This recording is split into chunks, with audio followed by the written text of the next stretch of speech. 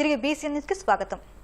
నెల్లూరు జిల్లా గూడూరు పట్టణంలోని MLA camp కార్యాలయంలో సీఎం సహాయనిధి చెక్కుల పంపిణీ కార్యక్రమం నిర్వహించారు. ఈ కార్యక్రమానికి ముఖ్య అతిథిగా గోపాలపురం ఎమ్మెల్యే మద్దిపాటి వెంకటరాజు హాజరయ్యారు.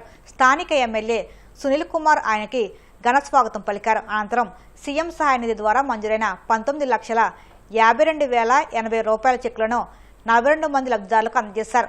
అరుంధతిపాలెంకు చెందిన పేద విద్యార్థి ప్రవీణ్ తేజకు కంప్యూటర్, ఎన్ఆర్ పల్లికి చెందిన వెంకట సుబ్బయ్యకు వీల్చైర్ అందజేశారు. ఈ సందర్భంగా ఎమ్మెల్యే సునీల్ కుమార్ మాట్లాడుతూ గూడూరు నియోజకవర్గంలో పార్టీలకు అతీతంగా సీఎంఆర్ఎఫ్ అందిస్తున్నామని అన్నారు. కేవలం నారా చంద్రబాబు నాయుడు ఒక్కరే అనే విషయాన్ని కూడా నేను గుర్తుపెట్టుకోవాలి. మళ్ళీ రిపీట్ చేస్తున్నాను. ఎందుకంటే మా ఊళ్ళో కొంతమంది ఇప్పించి నేను ఇస్తున్నాను వీళ్ళెవరు కాదు, వాళ్ళ పేరు చెప్పుకుంటారు పంపించిన ఆఫీస్కి. కానీ ఇన్స్ట్రక్షన్ అన్ని చంద్రబాబు నాయుడు గారు ప్లస్ లోకేష్ బాబు గారు ఒకటే అని చెప్పి కూడా మెత్తకుండా నేను తెలియజేస్తున్నాను. నేను చెప్పేది ఒకటే, ఇక్కడ ఈ సీఎం రిలీఫ్ ఫండ్లో పార్టీ అనేది లేదు.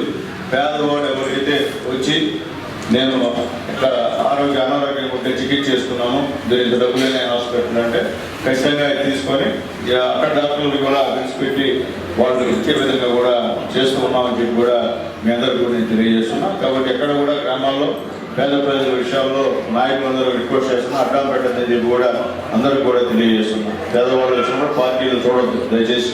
ఊరికే పాత వ్యవహారాలు చేస్తే కుదిరే పరిస్థితి కాదు.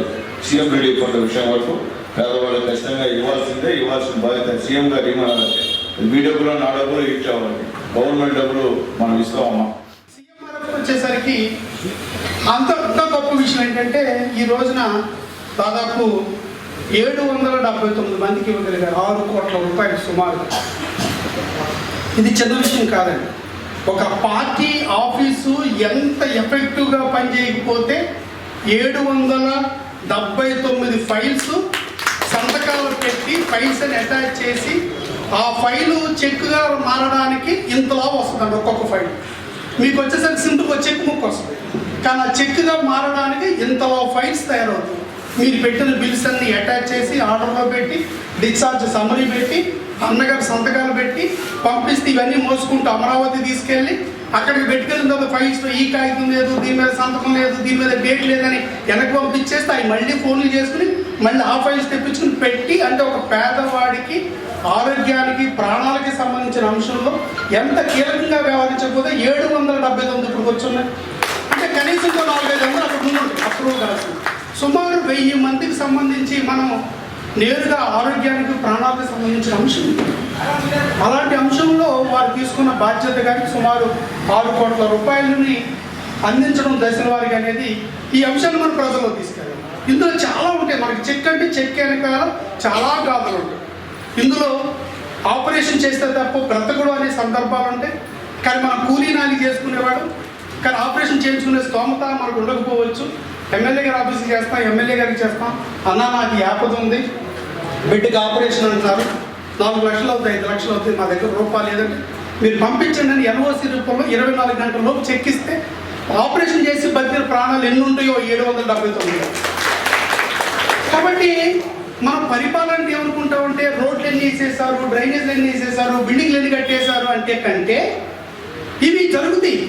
కానీ వీటికి మించి ప్రాణం చాలా విలువైంది. నాకు ఒక ఆపద వస్తే, నాకు ఒక కష్టం వస్తే నేను సునీల్ అన్నకు ఫోన్ చేస్తే, మా ఎమ్మెల్యే గారికి ఫోన్ చేస్తే స్పందిస్తారు, హాస్పిటల్లో నాకు వైద్యం జరుగుతుంది, నా ప్రాణాలు కాపాడతారనే భరోసా ధైర్యమే సీఎం. అభం శుభం తెలియని 6 ఏళ్ల బాలికపై ఒక వృద్ధుడు లైంగిక దాడికి పాల్పడ్డాడు. పశ్చిమ గోదావరి జిల్లా ఆచంట మండలం కొడమంచిలికి చెందిన 60 ఏళ్ల వృద్ధుడు ఈ నెల 6న చాక్లెట్ల కోసం దుకాణం వద్దకు వెళ్లిన బాలికకు చాక్లెట్లు ఇస్తానని ఆశ చూపి ఇంట్లోకి తీసుకెళ్లి లైంగిక దాడికి పాల్పడ్డాడు. ఆ రోజు రాత్రి బాలిక నొప్పితో బాధపడుతుండడాన్ని గమనించిన తల్లి విషయాన్ని ఆరా తీసింది. బాలిక అసలు విషయం చెప్పడంతో తల్లి ఆచంట పోలీసులకు ఫిర్యాదు చేసింది. ఈ ఫిర్యాదు మేరకు ఈ నెల 7వ తేదీ రాత్రి కేసు నమోదు చేసినట్లు ఎస్ఐ వెంకటరమణ తెలిపారు. బుధవారం భీమవరం డీఎస్పీ రఘువూర్ విష్ణు ఆచంట పోలీస్ స్టేషన్కు వచ్చి వివరాలు తెలుసుకున్నారు. ఈ ఘటనపై డీఎస్పీ ఆధ్వర్యంలో దర్యాప్తు చేసినట్లు ఎస్ఐ తెలిపారు. అమ్మాయికి కిరాణా షాప్ కని కొట్టుగాడి పంపించాను, చాక్లెట్ కొనుక్కుంటానంటే కొట్టుగాడికి పంపిస్తే మా అమ్మాయిని గుండెల దగ్గర ఇలా నొక్కి మా అమ్మాయిని ఏంటి తాత నన్ను ఎలా నొక్కుతున్నావు అని అడిగితే మా పాప ఫ్రెష్ అవుతుందమ్మా, నీకు రక్తం ఫ్రెష్ అవుతుంది, స్మూత్ గా అవుతుంది నీకు అని అన్నారు ఆయన ముసలాయన గారు. అని మా తాత నన్ను ఇలాగ అన్నాడమ్మా అని ఆ తర్వాత లోపలికి తీసుకెళ్లారు వెంకటరామస్వామి. ఆయన లోపలికి తీసుకెళ్ళండి, మంచిగా బల్ల మీద పడుకోబెట్టి దుప్పలేసి పాపను పడుకోమని చెప్పాడు. పాప పడుకుందంట. పడుకుంటే పాపను డైర్ తీయమని అన్నారు. డైర్ తీయమని నేను తీయను తాత, నేను తీయను అన్నదంట నా అమ్మాయి. అమ్మాయి అంటే ఆయన డైర్ తీసి నా పాప మీద నా పాప దారుణం చేసి చెట్టు పిల్లాడి కూడా చూడకుండా చేశాడు. అట్లా దారుణం నా పాపని. 6 సంవత్సరాలు పాపకి. నా మీద లేదు తాత, నా మీద లేదు నా పాప అంటే ఆయన లేగలేదంటే కాలుతో నా పాప దోసేసి చేతితో దోసేసిందండి. నా పాప దోసేసి ఆయన లేదండి మీద మీద ఇంకా మీద పట్టు మీద పడిపోయాడు అంటే. ఆ తర్వాత ఆయన అయిపోయింది. అయిపోతే అది జిగురు ఉంటది కదండి, అది మా పాప డైర్ మీద పడ్డదండి. పడగానే నేను మా పాప ఇంటి ఇంకా రాలేదని చెప్పి నేను బయటకి చారుతాను కానీ ఆయన తడబడిపోయాడు. వెంటనే కూర్చోబడిపోయాడు. నా పాప భయపడిపోయి అదే విచిత్రంగా అయిపోయింది. మా పాపని భయపడిపోయింది. మా పాప వెంటనే టాయిలెట్కి వెళ్ళిపోయిందండి. టాయిలెట్కి వెళ్ళిపోయి చూసుకుంటుంది మా పాప. ఏమైంది అమ్మ నాకు చూసుకుంటాను. చూసుకుంటే నా పిల్ల ఇలా అయిపోయింది ఏంటి, నా పిల్ల ఏంటి ఇలా భయపడిపోతుంది, ఆయన చూస్తే ఆయన ఇలా షాక్ అయిపోయాడు నేను చూడగానే అని ఆ పిల్ల అన్నది. నేను షాక్ అయిపోయింది. షాక్ అయిపోగానే మా పాప అన్నది, ఏంటమ్మా ఏమైంది, మీకు ఎందుకు అలా కంగారు పడ్డారు, మీరు ఎందుకు అలా కంగారు పడ్డారు ఏంటని నేను అడిగితేను, అమ్మా చెప్పమ్మా, నువ్వు నిజం చెప్పు, నువ్వు భయపడకమ్మా, నిన్ను ఎక్కడ పట్టుకున్నాడా తాత, ఇక్కడ పట్టుకున్నాడా అని నేను అడిగానండి మా పాపని. అడిగితే మా పాప ఉందండి, ఏంటమ్మా తాత నన్ను ఇలా నొక్కాడమ్మా, నా మీద వద్దని పడుకోడు, లోపల తీసుకెళ్లి డైర్ తీసి నా మీద పడుకున్నాడమ్మా తాత, నన్ను ఎంత తన్నేసాడమ్మా, నేను బాధపడిపోయానమ్మా, తన్నేసి నా మీద ఇంత గట్టిగా పడిపోయాడమ్మా అని చెప్పిందని పాప.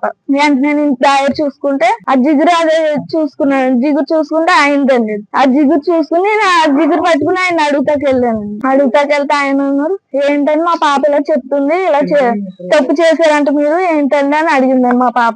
మేము అడిగామండి, నేను మా మావయ్య గారు అడిగాం. అడిగితే ఆయన అన్నాడండి, ఏం లేదమ్మా, ఏం కాదు, నేనేం చేయలేదు, అబద్ధం ఆడాడు, నువ్వు అబద్ధం ఆడావు, ఇదిగో నాకు డైర్ ఉంది, డైర్ మీద ఇది పడిపోయింది జిగురు, ఆ జిగురు చూసి నేను చెప్తాను, ఏంటి నువ్వు ఇప్పుడు నిజం చెప్పు, నువ్వేంటంటే ఏదో జరిగింది, ఏదో అయిపోయింది, ఫోన్లో వదిలేండి ఏదో జరిగింది తప్పే, వదిలేండి అని అన్నాడండి. ఈ బిడ్డకు నా బిడ్డకు జరిగింది చంటి పిల్ల, ఇదే అన్యాయం, ఏది ఆడబిడ్డకి జరగకూడదు, ఈ లోకటాలు అనేది ఉండకూడదు. అటువంటి రెండో కుర్రోడు ఎవడైనా సరే అలా చేయడానికి భయపడాలి. ఖచ్చితంగా తగిన న్యాయం జరగాలని కోరుకున్నాను. అనంతపురంలో ప్రయాణికులకు వినూత్న పద్ధతిలో ట్రాఫిక్ పోలీసులు అవగాహన కల్పించారు. వాహనాల్లో ప్రయాణిస్తున్నప్పుడు తప్పనిసరిగా సీటు బెల్ట్, హెల్మెట్ను వినియోగించడంతో పాటు భద్రతా నియమాలు పాటించాలని సూచిస్తూ యముడు వేషధారణలో అవగాహన కల్పించారు. ప్రమాదాల నివారణకు ప్రతి ఒక్కరూ హెల్మెట్ ధరించాలని విజ్ఞప్తి చేశారు. అనంతపురం పట్టణంలో కిమ్స్ సవేరా వారి ఆధ్వర్యంలో వరల్డ్ న్యూరో సర్జన్స్ డే సందర్భంగా యమధర్మరాజు వేషం వేసి వినూత్న రీతిలో హెల్మెట్ ధరించండి లేదంటే ప్రాణాలు పోయే అవకాశం ఉంటుంది అనే ఉద్దేశంతో వినూత్న రీతిలో ఫ్లవర్స్ ఇస్తూ ఇక్కడ టవర్ క్లాక్ దగ్గర ఎవరైతే వాహనదారులు ఉంటారో హెల్మెట్ ఎవరైతే ధరించి ఉండరో వాళ్ళందరికీ యముడి ద్వారా ఫ్లవర్స్ ఇచ్చి వాళ్ళకందరికి కూడా ఈ ప్రికాషన్స్ చెప్పడం జరిగింది. ఇప్పటికీ అనేక సార్లు దాదాపు జనవరి 1 నుంచి మన ఏదైతే రోడ్ సేఫ్టీ మంత్ ఉంటుందో అందులో భాగంగా అనేక కార్యక్రమాలు చేయడం జరిగింది. ఇది కూడా అందులో భాగమే. కానీ ప్రజలకు మేము ఒకటే విన్నవించుకుంటున్నాము, ప్రతి ఒక్కరు కూడా హెల్మెట్ ధరించండి, మీ ప్రాణాలను కాపాడుకోండి. ఇవన్నీ ఎందుకు చెప్తున్నామంటే ఈ మధ్య కాలంలో జరుగుతున్న ప్రతి మరణం కూడా హెల్మెట్ ధరించకపోవడం వల్లే జరుగుతూ ఉన్నాయి. రీసెంట్ గా నిన్న రాత్రి కూడా మన ఈ ఆర్టీఓ ఆఫీస్ రోడ్ లో 2 డాక్టర్లు ఒక స్పీడ్ బ్రేకర్ ను తప్పించబోయి కింద పడి రకరకాలుగా ఇబ్బంది పడి ఉన్నారు. సో ఇవన్నీ దృష్టిలో పెట్టుకొని ప్రతి ఒక్కరు కూడా అనంతపురం డిస్టిక్ వైడ్ గా ఎవరైతే వాహన చోదకులు ఉంటారో 2 వీలర్స్ వాళ్ళందరికీ కూడా మేము విజ్ఞప్తి చేసుకునేది ఏమంటే హెల్మెట్లు ధరించండి, మీ ఇంటికి సేఫ్ గా చేరండి అనేది మా ఉద్దేశం. వార్తలు ముగించే ముందు ముఖ్యాంశాలు మరొక్కసారి. ఆంధ్ర యూనివర్సిటీ శతాబ్ది ఉత్సవాల ముగింపు వేడుకలకు హాజరైన పవన్ కళ్యాణ్. విశ్వవిద్యాలయ ఘనతను చారిత్రక ప్రాధాన్యతను కొనియాడిన డిప్యూటీ సీఎం. గత ప్రభుత్వం చేసిన అప్పులను తీరుస్తూ రాష్ట్ర ఆర్థిక వ్యవస్థను గాడిలో పెట్టేందుకు శ్రమిస్తున్నాం. బడ్జెట్ అవుట్ రీచ్ కార్యక్రమంలో కాకినాడ జిల్లా ఇన్ఛార్జి మంత్రి నారాయణ వెల్లడి. అనంతపురంలో పచ్చదనం రావడానికి కూడా తానే కారణమని చెప్పుకోవడం చంద్రబాబు కామెడీకి పరాకాష్ట. YCP general secretary Gadikota Srikanth Reddy ఎద్దేవా. సీఎం సహాయనిధి పేదలకు వరం. గూడూరు టీడీపీ క్యాంప్ కార్యాలయంలో ముఖ్యమంత్రి సహాయనిధి చెక్లను పంపిణీ చేసిన ఎమ్మెల్యే సునీల్ కుమార్. ఈ వార్తలు ఇంతలో సమాప్తం. మరిన్ని వార్తల కోసం BCN digital YouTube channel, Facebook పేజీని ఫాలో అవ్వండి. అప్డేట్ వార్తల కోసం ప్లీజ్ సబ్స్క్రైబ్.